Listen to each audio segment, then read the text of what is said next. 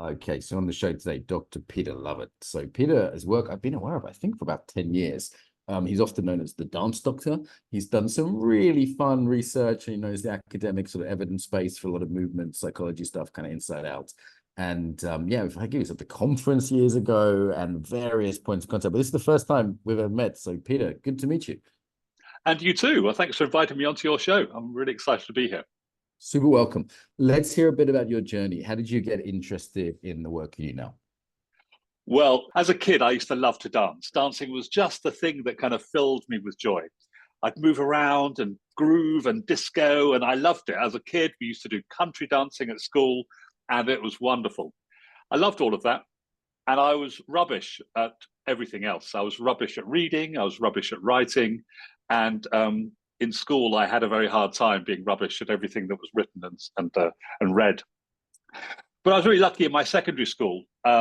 We had a dance group, and I was a member of this school dance group, which I loved. And I had this real two feelings. So I'd be in classrooms not being able to read and write very well, and I felt like a complete failure. Actually, not only did I feel like a complete failure, I was a complete failure. When you can't read and write very well, there's huge barriers to learning whenever they teach you by reading, and then they assess you by asking you to write down what they've taught you by asking you to read something. You fail. Well, I failed everything that had to do with reading and writing. And I felt rubbish. I was 13, 14, 15, 16 at school, feeling useless, rubbish, a failure, the whole works. I kind of sat there at my desk with this big black cloud over my head, just feeling worthless. And then the flip side of that, I'd go off to do dance. And as I said, we were really lucky in my school to have the school dance group. And I belonged to this dance group. And when I danced, I felt completely different. My mood was elevated. My social relationships with other people were completely different. My thinking was different. I didn't catastrophize. I didn't feel worthless. And of course, my emotions had a way of coming through my body. As I was moving my body, my emotions flowed through, and it felt fantastic. And then I go back into the classroom again and feel rubbish and a failure. So I left school without any written qualifications. And I was very lucky to go off to study dance and drama. And so I eventually ended up at the Guildford School of Acting, where I was on the full-time dancers course, and then the full-time musical theatre course. And then I did that for 3 years and graduated from GSA, and then went to work in professional theatre. And I was traveling around the world as a dancer, working on musical theatre shows, which I just loved. I mean, I loved all of that. And I had this massive chip on my shoulder still. So the chip on my shoulder was still this chip on your shoulder, which was, I'm stupid, I'm thick, I'm incapable of learning, all that normal stuff that goes on inside your head. And one day, I had this moment of change. I was doing a show in London, and we went in for a rehearsal, for the 2-week rehearsal before the show started. And I had a moment on stage where I suddenly thought, oh my word, I'm not stupid. Now this might sound like a small thing, but when you spend your entire life believing that you're stupid, and when all of your significant others believe that you are stupid and behave to you accordingly, then to have a realization that you're not stupid is completely life-changing. And this one moment, I was on stage at the Richmond Theatre rehearsing, and it just came to me crystal clear. And the reason it came to me as being crystal clear was that we're in the rehearsal. When you get a rehearsal, you do a show, you get, the actors come on for their rehearsal, and they have their books and they read their lines. And after about halfway through the rehearsal, they put their book down and they memorize it. And the musicians do something. They have to sit in the orchestra pit, and they have their dots in front of them, and they read their dots and they learn them. They've got a musical director with them. They play their stuff, and that's all great as well. But dancers do something which is really extraordinary. For the dancers, we come out and a choreographer will give us some moves, and we just remember them. And that sounds trivial, but it's not trivial, because we remember hundreds and hundreds and hundreds of bits of movement. And I thought to myself, wow, if the actors had to learn their lines in the way that dancers have to learn their dance pieces, or if musicians had to do their learning without ever reading the dots, but they just had to listen to it and play it back, that would be seen as being really, really difficult. And dancers do exactly that. And then on the opening night of the show, we can't write it down. We haven't recorded it. We haven't got anybody in the wings to shout out our lines if we forget them, or somebody in the orchestra pit to keep us in time. We just have to do it. And I thought, gosh, if I'm capable of doing all of that, then I must be capable of learning how to read and write. So I set about that process in my early 20s, setting about learning to read and write. And it's a slow kind of failing process, because when you start late, you fail a lot. And I thought, no, I'm going to keep going with this. And so anyway, to cut a very long story short, I eventually used what I knew about dance and movement to help me to learn to read and write. And I did some A-levels. I did an A-level in psychology, which I got a grade D, my delightful D in psychology. And then all the universities turned me down that year. And the next year, then another A-level in English, which I failed. But while I was failing the English, a university gave me a place to study psychology and English. So that's my first degree as a person in my mid-20s, late 20s, to do my first degree in psychology and English. And then at the end of that, I got a scholarship to do a master's degree in neural computation, which is mathematical modeling of brain functions. And then after that, won another scholarship to do my PhD in experimental cognitive neuroscience. And after that, I was then at Cambridge University. And when I was at Cambridge University, I was in the Faculty of English, then doing postdoctoral research. And I was looking at language learning. And it was while I was at Cambridge, looking at how the brain processes language. And I kept thinking, well, do you know what? Our verbal language is not our first language, although we call it L1 and our second language L2 and our third L3. Actually, movement is our L1. It's this universal language that babies do, that all of us use, and we communicate that. So with all of my science background, I thought, okay, what I want to do is to study dance and movement to the same scientific way that we study languages, other languages, verbal languages. And so then I set up the Dance Psychology Lab to try to study dance and dancers from a scientific and psychological perspective. And that's it. That's how I became Dr. Dance and doing my stuff in dance and psychology.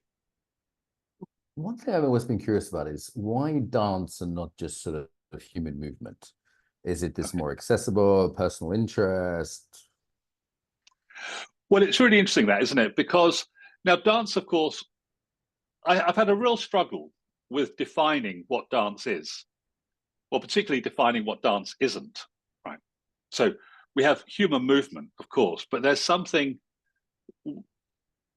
different about dance, which seems to be different to basic human movement. Maybe it's to do with rhythm and timing and coordination and all of those things. Also, dance is something that I think is universal, and it's something that has existed from the beginning of human time. So all humans have some form of dance and movement, and as a shared movement. I think some of the things about dance, I'm interested in 4 aspects of human dance and movement. One is the social element of it, how it bonds societies together, how it bonds people together. The second is the thinking and problem solving side. So when we move our body, it changes the way that we think. The third is our emotions, not only as an expression of emotion, but also as a way of communicating emotions between people and other living beings. And of course, there's the fourth element, which is the physical element. And seeing how the physical element, when we move our body in certain ways, it changes stuff to do with our neurohormones, it changes stuff to do with the rest of our body. So I was interested in that rather than kind of movement per se. I was interested in the role of movement in dance. And I think defining dance, as I say, I have a real problem with that, because all definitions that I see of dance all have something within them that if you take that element away, it's still dancing. Yeah. And then you kind of come back. Sorry, after you. No, please, after you. I'm just wondering if it's sort of a bucket category for any kind of movement that doesn't have an obvious locomotive function. Because sometimes it's about social bonding, group dances, I'm pretty sure are pretty old, right?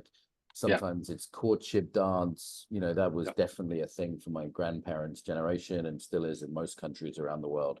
sometimes it's expressive. It's not really about courtship. It's like, hey, I'm not trying to get a girl. I'm just letting it all hang loose tonight. I'm just going crazy. It has this therapeutic kind of quality. You know, I go dancing and I feel like, okay, my problems are easier. My emotions have somehow resolved themselves. And definitely people have good ideas after moving, though, I find walking in the woods just as good as dancing, perhaps, for that. But there's a whole bunch of functions that are there.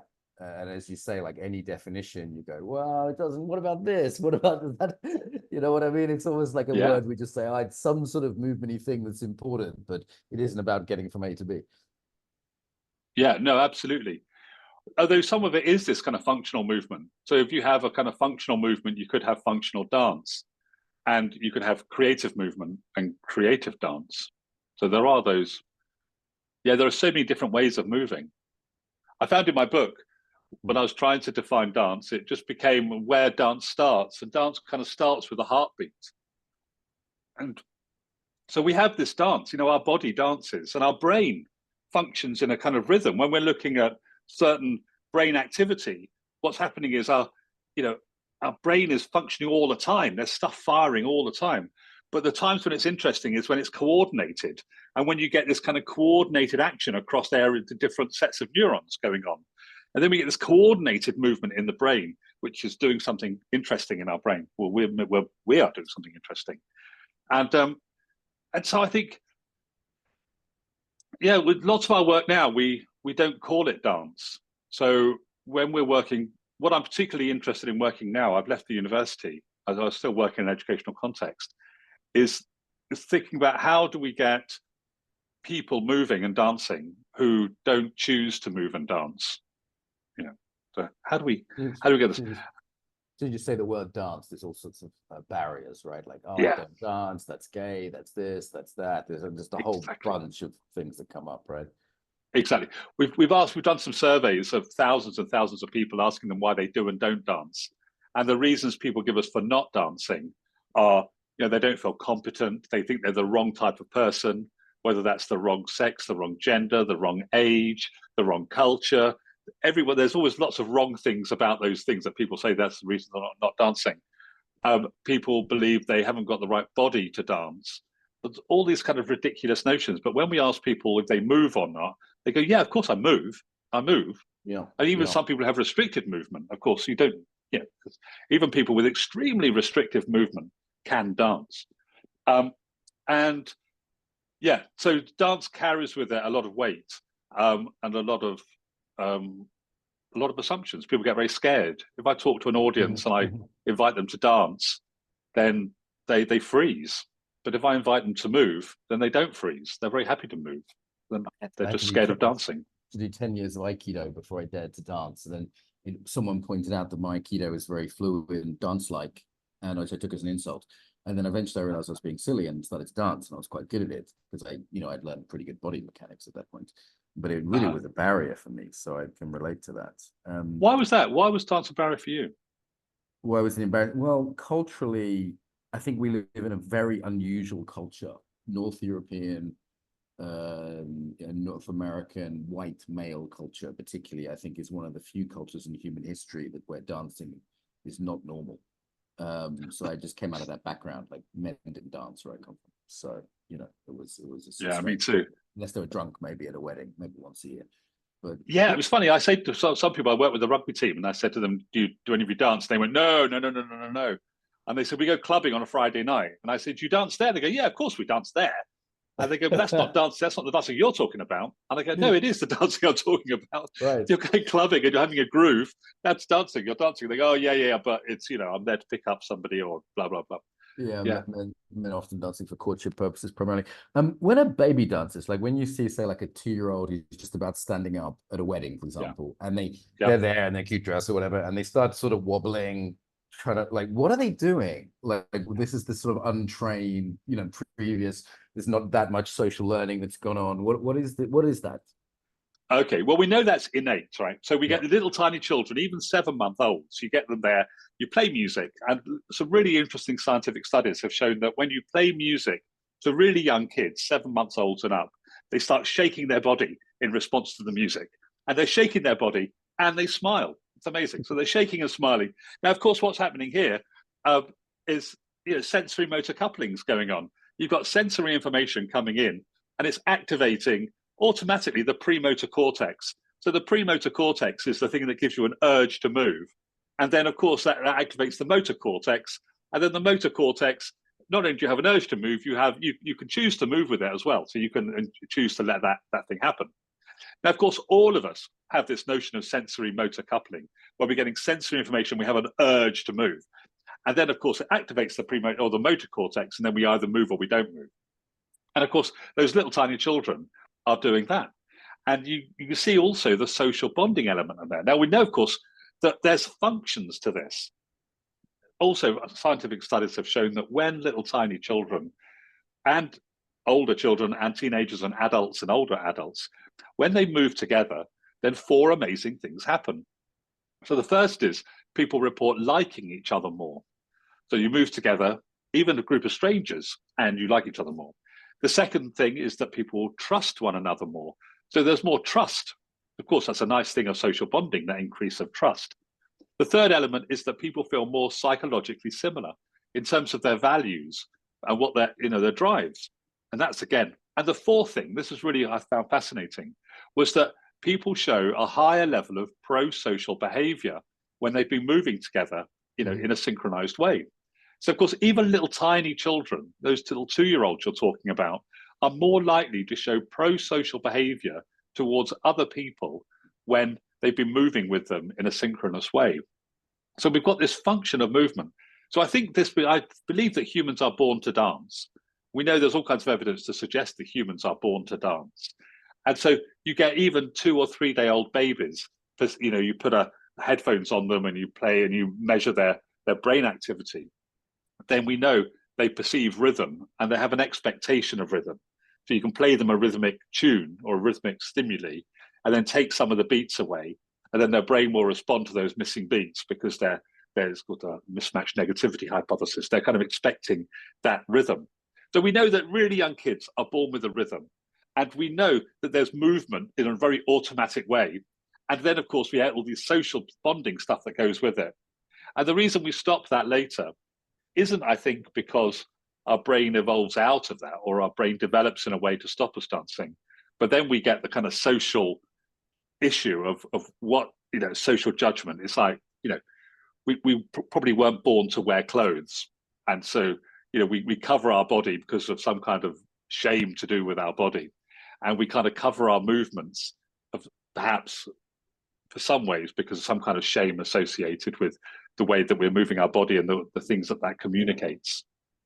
Yeah. I danced with groups of Israelis and Palestinians in the past, and it's a wonderful bridge builder for social cohesion very rapidly, actually, and even across people who might start going, look, I'm not sure about this, I'm not sure I like these people. So I've seen the sort of real power of that. Let's go to the emotional side. What are we doing emotionally with dance? Like, this might be some kind of intuitive feeling of letting it all out or expressing ourselves. You hear people say, like, what's really going on emotionally with dance? Well, a number of things going on emotionally. So one of the things is it might be a cathartic experience with dance. It allows us to express. One of the things I love about dance is that it gives me a tail to wag. When I could be dancing, it feels like I'm suddenly, we don't often have a tail to wag when we're walking around the streets, and we're all very kind of stiff in our movements, and we're all very kind of regimented. We're afraid to move in kind of different ways, and dancing can release that emotion. So we know that dance is a fantastic cathartic experience, but also the secondary thing is about the communication of emotion. And one of the things I found really fascinating about the science of all this is that we're able to communicate our emotions even implicitly through our movements.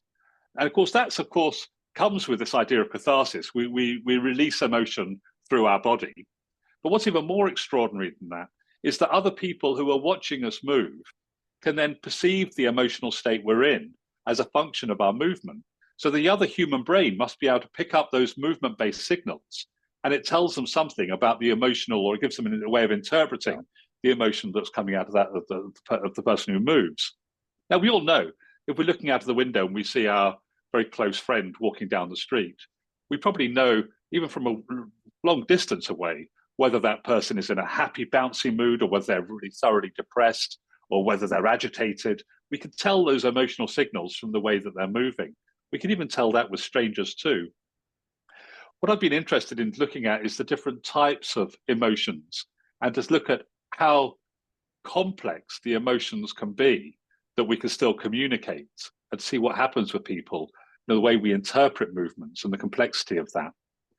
One of the projects I worked on was a project called 23 Feelings in Dance. And I was really struck by the academics who carry out research into the psychology of the relationship between movement and emotion in scientific labs. And what they tend to do is to reduce the emotions down to kind of 5 or 6 really core emotions, the big ones, the happy, sad, angry, neutral. And they, have those emotions. And then they show that, of course, when people are feeling happy, their movements are different to when they're feeling sad, or they're different to when they're feeling angry. And you could do a mood induction technique on people. So you induce a certain mood in someone, and then you ask them to move. And then you ask other people, and then you film that movement. And then you ask other people to look at those movement profiles to rate the emotions on them. And it always seemed fine, but identifying the difference between angry and happy seemed almost quite trivial in many ways, the way that we move, because there's such huge differences between people. And so I put a call out for dancers. This is a long time ago now. And I said, look, here are 96 feeling words, emotion words. Half of them have a positive valence, half of them have a negative valence. And I said, pick one or some of these emotions and create a dance that isn't representative of those emotions, but that might be inspired by those words that you're using. And the first thing that dancers did, which I found really interesting, was they wrote in, we had over 120 submissions. And the dancers wrote in saying, well, it's a ridiculous premise. How is it possible for me to feel pride without feeling a certain element of shame? Because I might feel really proud of achieving something, and then I might feel slightly ashamed that I'm always gloating. Or how do I feel a sense of sadness without feeling something else with it? And what happened was 23 of the choreographers and dancers, they didn't just pick one word to be able to do as a scientist would do, represent that. They picked complexes of words. And they were saying, well, the human nature is much more complex than either being happy or either being sad. And I found that really fascinating. And then they created these dances, and the dances were only 3 minutes long. And then I took a show to Edinburgh where each of the choreographers then showed their work. And we asked the audience. So what we did, I spoke about the scientific research methods, where the scientists were interested in 5 or 6 core, emotions. And then we looked at how the dancers and movement practitioners really understood the relationship between movement and emotion. And then we asked the audience still then, after the dance pieces, to tell us what the emotional trigger might have been for those pieces. And it was just extraordinarily powerful that the audience members saw emotional complexes within these movement patterns, and they corresponded with what the choreographers were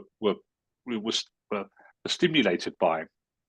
And yet, as I said, they weren't representational. It wasn't like, hey, everyone, I'm happy. Hey, I'm happy. Oh, I'm really sad. Yeah. It wasn't like that. It was much more subtle and really interesting. So, it's relatively cross-cultural. Like, I know Darwin did stuff on emotions in the face, but I always wondered why he just showed the face. Like, happiness is clearly up compared to sadness down, or tension patterns and anger are higher tension. Like, there's all sorts of obvious patterns, even to someone who's not studying it. Yeah, absolutely. Yeah, they are. I think they are. See, they do appear to be universal ways of communicating. Even in the 1960s and 70s, some of the main researchers looking at communication of emotion believed that the face could communicate emotion, but the human movement body didn't, which I thought was ridiculous. But yeah, the human body does communicate all these emotions. Even another thing we were doing with these emotional bodies was even thinking about how much information does the viewer need. So do you need form information, or do you need simply dynamic information? And then we use point light displays to look at, just to separate out those two things of form and dynamics. And the really obvious emotional communication you could do just with point light. So all you need is dynamic information. You can get points of light moving and people still recognize the emotions. But for some other subtle emotional complexes, you need form information, because form adds something else to people's understanding. Is there anything people didn't get? Is there anything we're sort of bad at picking up? I mean, I know we're pretty intuitive. Kids are good at this. Dogs can do it even, like dog, Yeah. Like, is there anything that people miss consistently? Well, it's really interesting. The neutrality was something we looked at. We used Simon Baron-Cohen's systemizing, empathizing questionnaire. So this is a questionnaire that's used, well, it was used then, but for all, people looking at autism and, understanding that. And of course, the systemizing, empathizing questionnaire is something that all of us are on different dimensions of this. And what we found was that highly empathetic people, when they saw neutrality, they assumed it was something else. So they found it really difficult to perceive neutrality.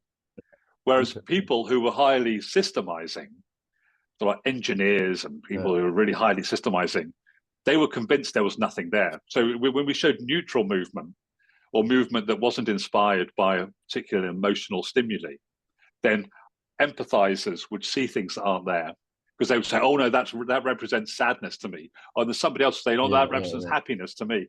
And so they would equally, the complete opposites would be seen in these movements.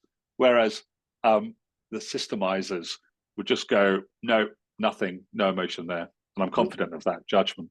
What about personality? So there's a lot of personality tests out there. It's always struck me that different personalities move in quite clearly different ways. What's the evidence base like on that? Don't know. I haven't looked at that, I'm afraid. Oh, what? So, yeah, the personality would be an interesting one, wouldn't it, really? So extroverts, you're thinking sort of extroverts, introverts. Yeah, they swing their arms more open. People have more open postures. I mean, simple things I've observed with, just hundreds of participants, but I haven't studied it scientifically. I've just seen patterns across, working with thousands of people, I guess. But even introverts tend to have their feet pointed in more, I've noticed, for example, like even simple things like that. Yeah. No, so as a scientist, right, I'd want to study that. I'd want to find out, is that really the case? Or are we looking for confirmation bias? So is it the case that all introverts stand with their feet, it pointed in? Or is it the case that you see an introverted person and you see pointed in feet and you go, oh yeah, that must be a general rule then? And so I don't know, I'm not criticizing that observation. No, I've got hypotheses, not anything I would say this is definitely the case, but I've got a few hypotheses that would be pretty easy to test. But have you ever worked with animators? It strikes me that animators are very, very good at showing how movement expresses emotion and personality. Like that's their art, right? The Pixar guys. Yeah, the Pixar guys are amazing. The whole way of the way they've been able to use movement to represent emotion and the human experience through movement is fascinating. I would love to work with animators. All those people who do that where they have a human and they have a cartoon and the two things interact with each other. Yeah, but it's cool, so clever. Yeah. And I think years ago you made the papers, you did a study on what makes dancing sexy. It's kind of a fun one, like what makes dancing more attractive or not. So I'm on the dance floor. If I go out tonight, Peter, I'm dancing tonight. How do I get the girls? What's your advice? Okay, well, now this set of research was really interesting. We were looking at the relationship between movement and hormones, and so how the way you move your body is influenced by your hormonal and genetic makeup. So this is fascinating stuff, I think. And okay, so some of the early research showed that people move differently depending on their level of prenatal testosterone, such that people with high levels of prenatal testosterone danced in a way that was different to people who had a low level of prenatal testosterone. And not only was it different, when other people watched them dance, their ratings of that dancing varied systematically as a function of their testosterone levels. And they're such that high testosterone people were rated, or certainly high testosterone men, were rated as more attractive, more dominant, of the whole range of those sort of characteristics. And whereas low testosterone men were rated as less attractive. And they move differently. They move differently. Yeah. They How? move differently. So men, or then, so this was one of the studies. So we then didn't believe this research. So we took over a nightclub. We had sort of 800 people coming into this nightclub, and we filmed them all dancing. Only once they were already grooving and they'd had a few drinks, they'd do whatever they'd normally do in a club, and they were grooving away. They like great. And then people move differently depending on their hormonal and their genetic makeup.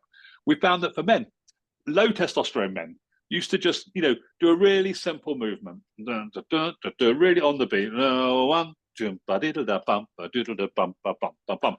And then when people watched them dancing, they got really bored watching them, and they said, no, these people are not very attractive in the way they move. Right? Their dancing isn't very attractive. And then men with slightly higher testosterone started to mix things up a little bit more, and they were a bit more groovy.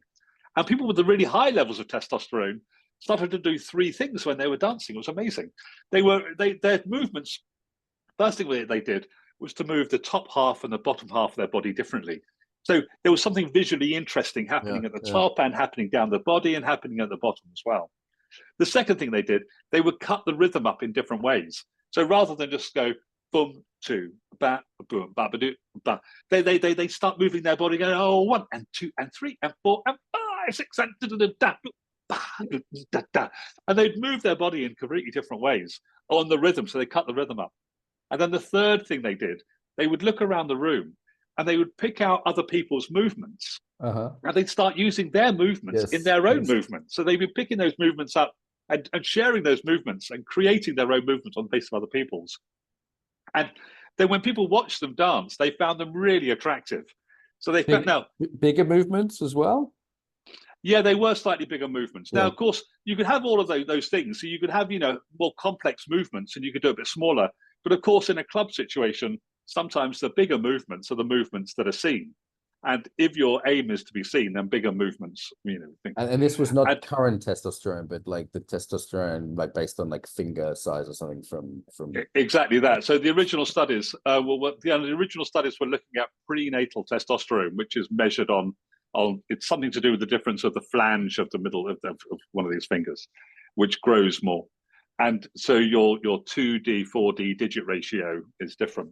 So that's how it's an approximation of the prenatal testosterone. So yeah, there's a book called The Finger Book, which is all about the kind of science of this measure of the 2D, 4D digit ratio and the way it correlates with a whole range of things. It's really interesting. A lot of scientific research. And the women, how were the women more or less attractive in the dance floor? Well, the women were different too. So what we did with the women, we were looking at their fertility levels across the monthly cycle. And what we found was that women who are at the less fertile stage of their cycle move different to women who are at the more fertile stage of their cycle.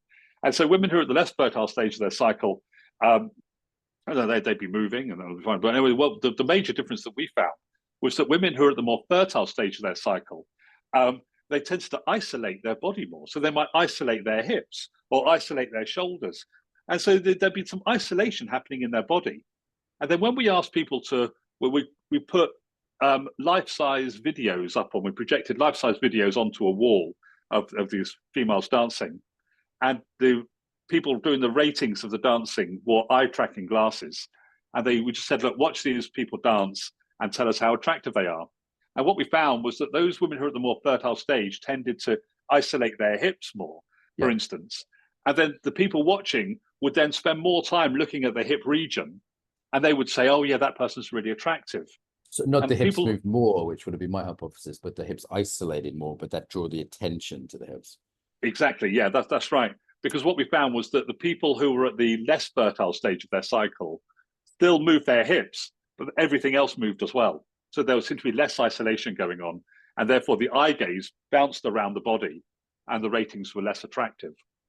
And of course, what we did then was we didn't know whether we had a sampling error such that it just happened to be the case that those women who just happened to be at the fertile stage of their cycle just happened to dance like that. So then we took a sample of women, and then we took movement samples from them every week for 6 weeks. So we could see how their own movement changed across their cycle. And we saw the same pattern, such that even in the same person, their movements, as their fertility levels changed, so too did their movements.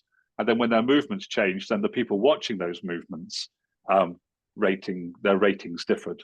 Extraordinary. So now my advice, so you asked me a question, so if no. you wanted to go out, now, and of course, there's been some fascinating research looking at widow birds and the long-tailed widow birds having more mating success. So we know that if you change the way you move, you might, it depends who you're trying to attract, of course, because there's subtleties about who's observing you. And the wonderful thing about mating is that there's a mate for all of us. We don't all have to be the high testosterone person to find a mate. Sometimes we could be the low testosterone person and still find a mate and have a very happy, compatible mate, which is fantastic. But if you want to mate with the type of people who are attracted to high testosterone men, if that's what you're aiming for, then my suggestion would be try to vary the movements across your body, make them a little bit bigger, cut the rhythm up in different ways, and then pick the person you're trying to attract and maybe pick up their movement patterns and incorporate them, not like a mirror, but bring the essences of their movement into your movement. And so it becomes like a conversation between you and them. And then maybe you might become more attractive to that person. So you had a fun career, Peter, would you say? I've had the best career that I could possibly have. I've loved it. The one thing I loved at school, I got tons of grief for dancing at school, right? Yeah. As you can imagine, a teenage boy, standard school in England, the 1970s and 80s. And, to be a dancer wasn't the thing, right? It carried all kinds of baggage with it. And at one point I thought, I'll give up dancing. And my dear old dad, who's passed on, said, no, Biddy, if you love dancing and you really want to irritate those other people, then carry on dancing and do the thing that you love. And I do love it. I loved every aspect of my career. And so, yeah, I'm very lucky. Yeah. It's nice. What would you say is the most sort of surprising thing you found in your career? Is there something you stumbled into that you thought, wow, that's not what I expected? Oh, yeah. I think to get serious, this is really serious. So my office at the university was next door to the office of Dr. Lucy Innate, and Lucy was a neuroscientist who'd spent all of her career doing research into Parkinson's disease and looking at the brain. And one day we came across a paper which showed that when people with Parkinson's disease danced, then some of their clinical symptoms. Now, Parkinson's disease, for those that don't know, is a neurodegenerative disorder which affects. There's over 40 symptoms of Parkinson's, but broadly they break down into kind of three characters. There's the physical elements like poor balance, poor coordination, poor walking, a whole range of physical things. There's some emotional characteristics, so high levels of depression, poor problem-solving skills, some cognitive stuff. And then there's quality of life issues as well for people, which are negatively affected by Parkinson's. And when we saw this first paper that came out, 2006, 2007, that showed that when people with Parkinson's engaged in tango dance, it led to an improvement of their symptoms. We simply didn't believe it. We thought, well, how can it be? We thought, yeah, okay, well, maybe dancing might improve your emotional well-being, might make you feel happy for a short period of time. But there's no way that dancing is going to improve something that's caused by a neurodegenerative disorder. But we looked at it over and over and over again. And we kept thinking, well, maybe why don't we test it? Why don't we just set up a lab and test that? But we tested it as real skeptics. And when we ran those trials ourselves in 2009 and 10 and 11 and 12, we found also, like other people had found, that there were significant improvements, not only in the psychological elements, but in the physical elements, the physical aspects of Parkinson's disease. So dancing for an hour a week, even when you've got a neurodegenerative disorder, has a positive impact on your brain. And that just blew us all away, because we were thinking, so that's why it shows that dancing is so fundamentally important to us. It's not just a recreational activity that we do when we can't be doing anything else. It shows that there is real value and importance to moving our body in particular ways with other people. It's fundamentally important. One of the things we found in all of our research studies was that not only did we see improvements in people with Parkinson's disease, but we also saw similar improvements in people without Parkinson's disease who were acting as control groups. Yeah. So our walking improves. our mood improves, our problem solving skills improve. And so that for me, I think, was the most surprising.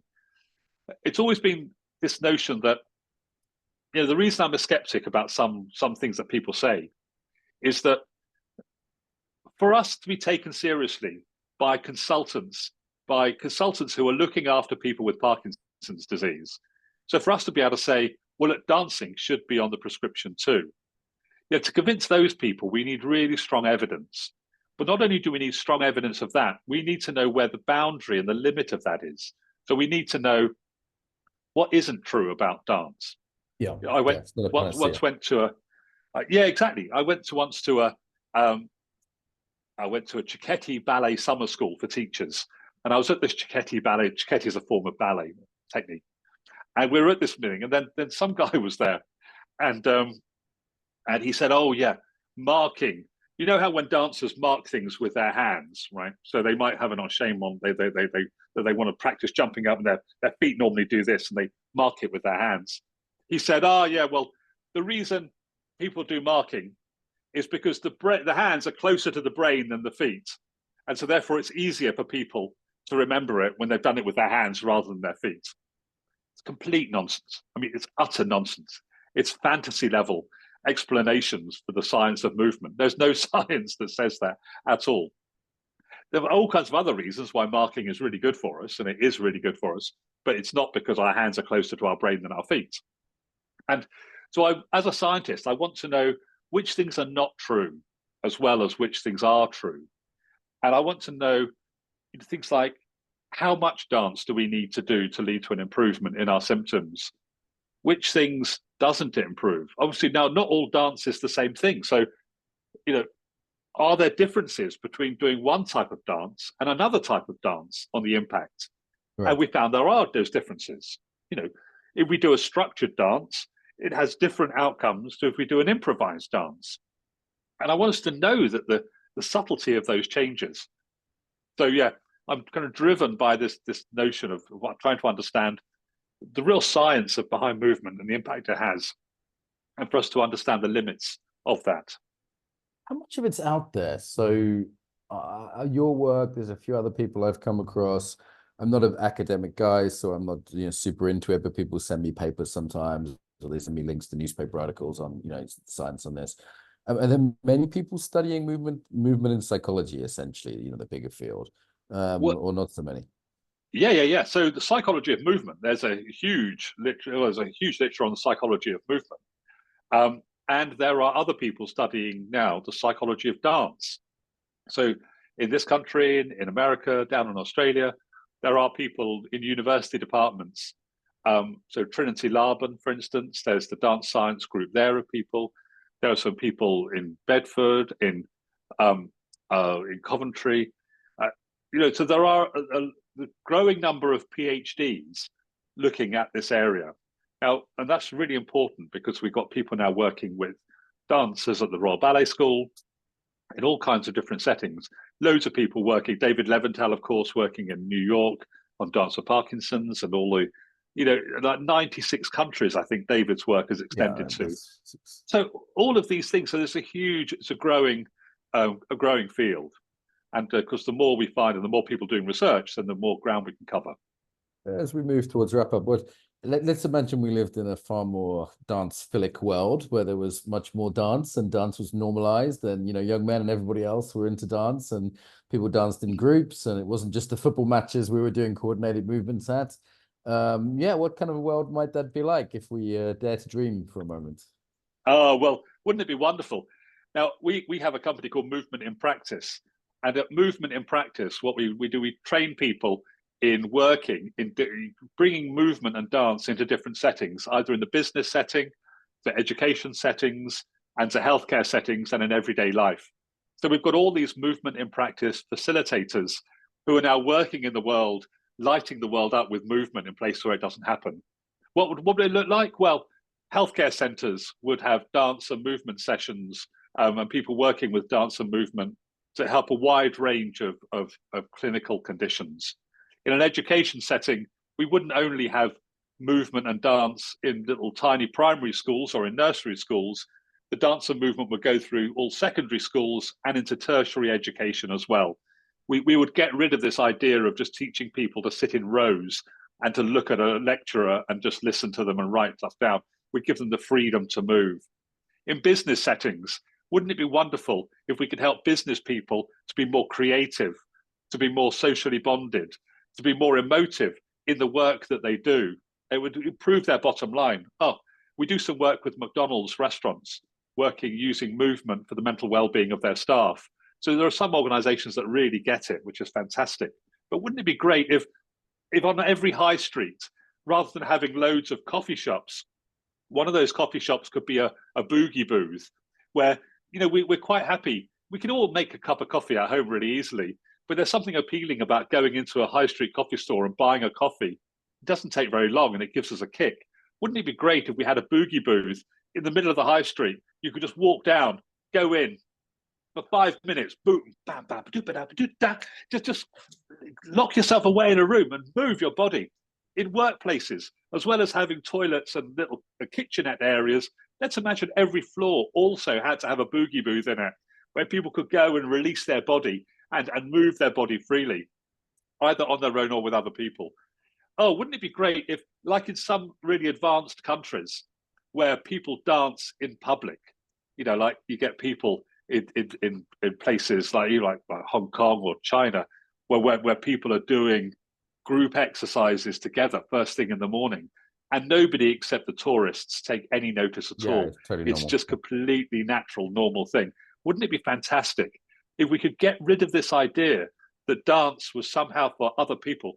My final thing, I know we're getting close to the end of time, but one of the real shames is that we have a ridiculous patriarchy. We have a patriarchy here in the culture that I grow up in, where we have, you know, men do the serious stuff and women do the playful stuff. Dance is seen as a female activity very, very often. Down there, even in our education system, we have science, which is the top of the hierarchy. Then we have humanities. Then we have the arts. And within the arts, then dance is fairly low down in the hierarchy of the arts as well, which again is a tragedy. But it just reinforces this notion. And I think the reason I said about the patriarchy is because, you know, it's seen as something, dance is often seen as something that young females do. And I think because if we could just level that out, you know, once we get to a society where the patriarchy is gone and everybody can dance, where dance isn't seen, wouldn't it be great if we had dance shops that weren't just fancy dress shops, that weren't pink and frilly fancy dress shops? So dance could be seen as this serious thing that it is. Oh, so my dream is that. That's Nice, sort of my nice, world would look like. nice dreaming. I love the patriarchy, but I'd like a dancing patriarchy. But nice dreaming. I appreciate it. So, Peter, it's fascinating. Knew it would be. Really recommend your book, your videos, your TED Talks. Where do people go to find your stuff? Well, they can go to movementinpractice.com, or they can go to peterlovatt.com. And if they want to try some dance, they could try move-assure.com, where you'll find me dancing with Dame Darcy Bussell on a 20-week dance mental wellbeing program. Peter, thank you so much for your time. Thank you.